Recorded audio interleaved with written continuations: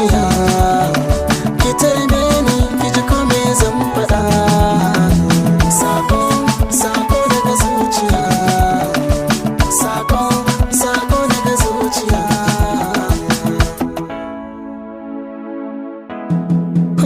Burina shine na mallake ki ne, saurara ki ce sabon gana ki ne.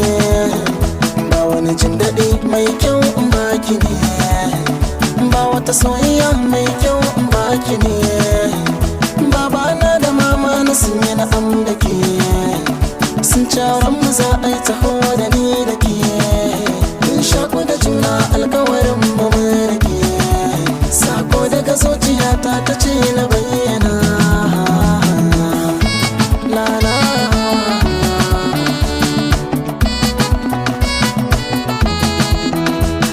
Gamo da ke ne a san da ban yi zato ba, sai gashi zuciyata ta kama ban yi amo ba.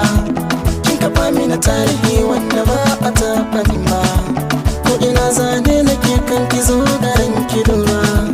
Na san Allah ya san ki ne ba zan cire ba, soyayya ta yi tabbai gare na ban jima ba.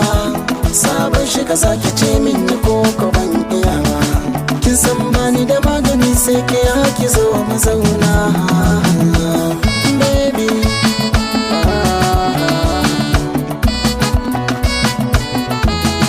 Allah sarki so mai saka zuciya ciwo, in ya shige ka kai yi kama da mai kiwo.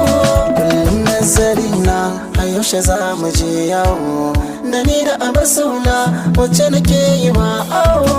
Kina da kalamin so mai saka zuciya iyo, ni na fada kogin san ki ciki na zagayo. Daga zuciya na jikin kikin ce na waiwayo, sakon ki ya ishe ni ya zaga ko ina.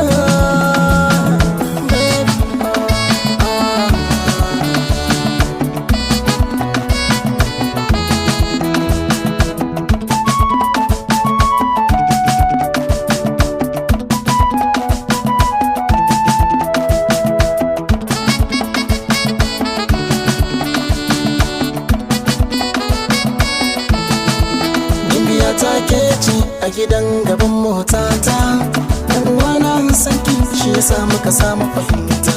Batutuwa na ke ce san batu kai na yawaita, abokanai na sun ce wai zuciya kinka asalta. A ɗan zaman da mun kayo da ke na gane, kina da kyan hali hakan ya sa na manne. Ke ce kinka ce mini ko babu kayan daki, zami zama mu lafiya lau da juna.